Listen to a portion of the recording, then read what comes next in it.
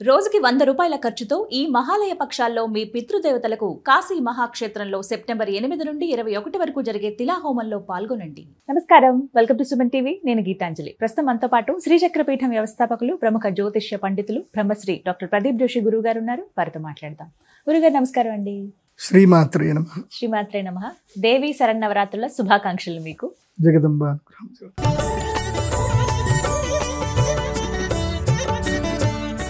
గురుగారు, మరి ఈసారి చాలా విశేషం అని చెబుతున్నారు. నవరాత్రులు 11 రోజులు అమ్మవారిని చాలా చక్కగా పూజించుకోవచ్చు అని చెప్తున్నారు. ఒకే తిథి 2 రోజులు ఉండడం వల్ల అసలు ఏమిటి ప్రత్యేకత? అలాగే ఎవరైతే అమ్మవారి పూజ చేసుకుందాం అనుకుంటారో ఈ నవరాత్రుల్లో ఎలా చేసుకోవాలి? మొదటిసారి ప్రారంభించుకుంటున్నామండి మేము, ఇప్పుడే ఏమైనా నియమాలు ఉన్నాయా? కలశం పెట్టుకోవాలా? అఖండ దీపం పెట్టాలా? ఇలా చాలా సందేహాలు ఉంటాయి.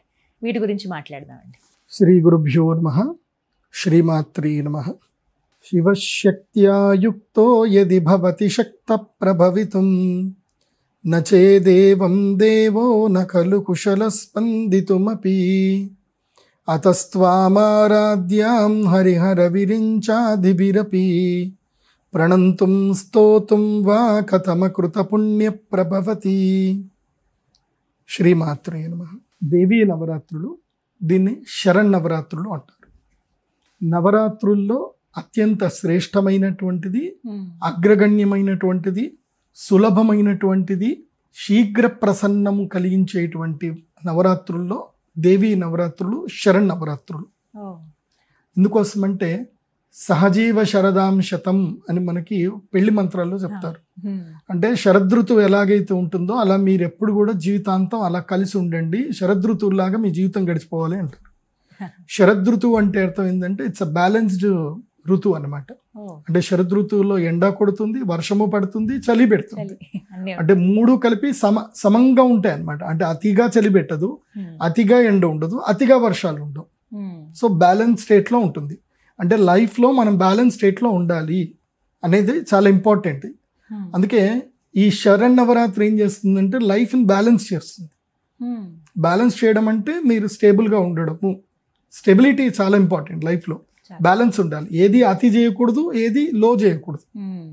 అయితే అతిగా ఉపవాసాలు చేయకూడదు, లేదంటే అతిగా తినకూడదు. సో బ్యాలెన్స్ గా ఉండాలి. ఆ బ్యాలెన్స్ స్టేట్ ఆఫ్ మైండ్ ని ఇవ్వడానికే మనము ఈ యొక్క దేవీ నవరాత్రులు ఉపాసన చేయాలి. దేవీ నవరాత్రులు చాలా ప్రధానమైనటువంటివి, చాలా శ్రేష్టం. అమ్మవారికి ఒక పేరు ఉంటుంది, సద్యప్రసాదిని, విశ్వసాక్షిని, సాక్షివర్జిత అని అమ్మవారి పేరు.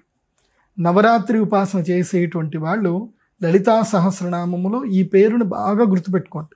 ఈ పేరుని మీరు ఎంత మనసులో తెలుసుకుంటే అమ్మ మిమ్మల్ని అంత తొందరగా అనుగ్రహిస్తుంది. సద్యప్రసాదిని, విశ్వసాక్షిని, సాక్షివర్జిత. అంటే అమ్మ నీవు సద్యప్రసాదిని అంటే శీఘ్రంగా, సద్య అంటే ఇలా అడగగానే అలా ఇచ్చేస్తాం. డిలే లేదు అక్కడ, నో డిలే ప్రాసెస్. సద్యప్రసాదిని. విశ్వసాక్షిని, పోనీ నీకెవరైనా సాక్ష్యం ఏమైనా నేను చెప్పాలా, నీకెవరైనా నేను రుజువులు ఏమైనా చూపించాలంటే అవసరం లేదమ్మా. విశ్వసాక్షిని, నువ్వు సమస్త విశ్వమంతా నీవే ఉన్నావు, నీవే సాక్షిభూతమై ఉన్నావు. కాబట్టి నేను నీకు ఏ సాక్ష్యం చూపించాల్సిన అవసరం అయితే నాకు లేదు.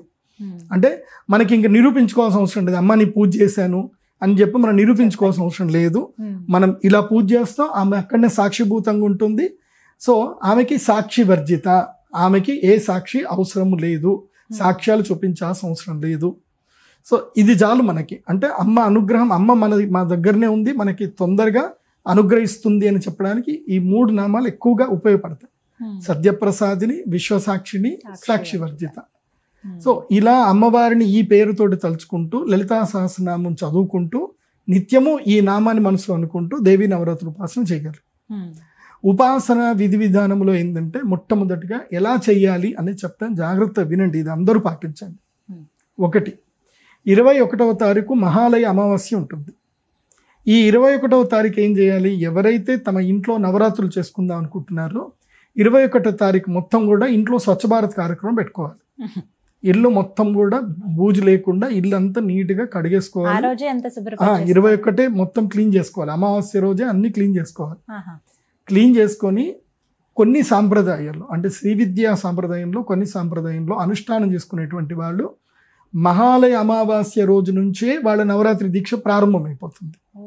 అంటే మహాలయ అమావాస్య రోజు రాత్రే అమ్మవారికి ముందు రోజే, ఈ మహాలయ అమావాస్య రోజే అమ్మవారి శ్రీచక్రానికి పసుపు కుంకుమ నీళ్లతోటి అభిషేకం చేసి వాళ్ళు అనుష్ఠాన విధి ప్రారంభం చేసుకుంటారు. నెక్స్ట్ రోజుకి ముందుగా కొన్ని విధులు ఉంటాయి, శ్రీ విద్య వాళ్ళకి మాత్రం ఉంటుంది, అందరికి అవి వర్తించు.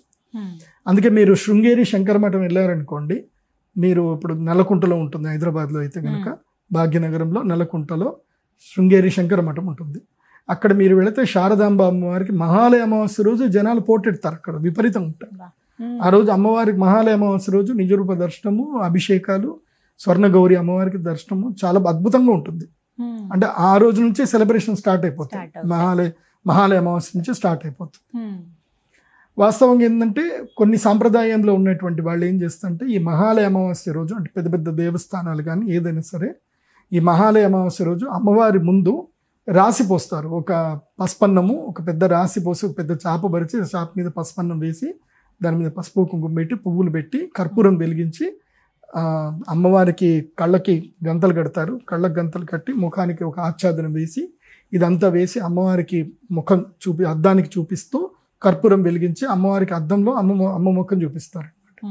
అంటే మహాలయ అమావాస్య రోజు అమ్మవారు విపరీతమైన ఆకలితోటి ఉంటుంది అని అంటారు కొన్ని సాంప్రదాయ ప్రకారం. అందుకే గ్రామ దేవతలకి ఎవరైనా ఉంటే వాళ్ళు ఈ మహాలయ అమావాస్య రోజు ఇందాక నేను చెప్పిన విధంగా, అంటే గ్రామంలో ఇప్పుడు ఏదో ఊరుందట, ఆ ఊర్లో అందరూ చనిపోతున్నారు, అలాంటి ఊర్లు ఏవైనా సరే ఊర్లో ఏదైనా అన్ఎక్స్పెక్టెడ్ థింగ్స్ జరుగుతున్నాయనంటే ఈ మహాలయ అమావాస్య రోజు అమ్మవారికి 11 కిలోల బియ్యముతో అన్నం వండి, పసుపన్నం వండి, అంటే అన్నం వండేటప్పుడే పసుపు నెయ్యి బెల్లం వేసి వండి అమ్మవారి ముందు ఒక పెద్ద చాప పరిచి, అంటే అమ్మవారికి ఒక పసుపు బట్ట కప్పి ముందు ఒక చాప పరిచి దాని మీద అన్నం పసుపు రాసిన మొత్తం కూడా వేసి ముందు ఒక పెద్ద అద్దం పెట్టి దాంట్లో దీపాలు ఇది ఉంటుంది కదా, పూర్ణవతి దీపాలు ఉంటాయి కదా, దీపం పెట్టి పెద్ద దీపం వెలిగించి కర్పూర దీపం వెలిగించి అప్పుడు అమ్మవారికి ఆచ్ఛాదనం చేసి, అమ్మ నైవేద్యం తీసుకోమ్మా, మా గ్రామ దేవత మాకు ఏ అరిష్టాలు రాకుండా చూసుకోమ్మా అని అమ్మవారికి నివేదన చేయాలి. ఆ తర్వాత అన్నం మొత్తం కూడా పక్షులకి ఎక్కడైనా పెట్టేస్తే పక్షులు తినేటట్టుగా చూడాలి, గోవు లేకపోతే పక్షులు, అంతే. ఇది చేస్తే గనక అరిష్టం అంతా కూడా పోతుంది. ఎందుకోసం అంటే మహాలయ అమావాస్యని అరిష్టం పోవడానికి చేసుకోవాలి. కాబట్టి ఇంట్లో మొత్తం కూడా ఇల్లు అంతా క్లీన్ చేసుకోవడం, పూజ గది అంతా క్లీన్ చేసుకోవడం. చిన్న సందేహం గురుగారు, ఆ రోజు పెద్దలకి పెట్టుకోవడం అవన్నీ ఉంటాయి కదండి, అవి కూడా చేయాలి మళ్ళీ కదా, అవి చేసి ఇవి కూడా చేసుకోవాలి. పెద్దలకు పెట్టాల్సినవి పెద్దలకి పెట్టాలి, చేయాల్సిన అన్ని చేసి మధ్యాహ్నం తర్వాత ఇంకా ఈ స్వచ్ఛ భారత్ కూడా స్టార్ట్ చేసుకోవాలి, ఇల్లంతా క్లీన్ చేసుకోవాలి. చాలా మంది ఇళ్లలో నేను చూస్తూ ఉంటాను, వాళ్ళు ఫోటోలు ముట్టరు, ఏదో భయపడతారు, అదేదో విచిత్రంగా. ఆ ఫోటోల మీద మొత్తం బూజంత అలాగుంటుంది, బల్లులు కాపురం పెడతాయి ఫోటోల వెనుక, మొత్తం బూజంత ఉంటుంది, విగ్రహాల దగ్గర అంతా అట్లాగే ఉంటుంది. అవే తీయాలి, ఫోటోలు మొత్తం తీయాలి, క్లీన్ అంతా చెయ్యాలి. మహాలయ అమావాస్యకి మొత్తం క్లీన్ చేసుకోవాలి, ముందు రోజే అంతా శుభ్రం చేసుకొని ఇంకా తోరణాలు అన్ని సిద్ధం చేసుకొని తోరణాలు కట్టుకోవాలి.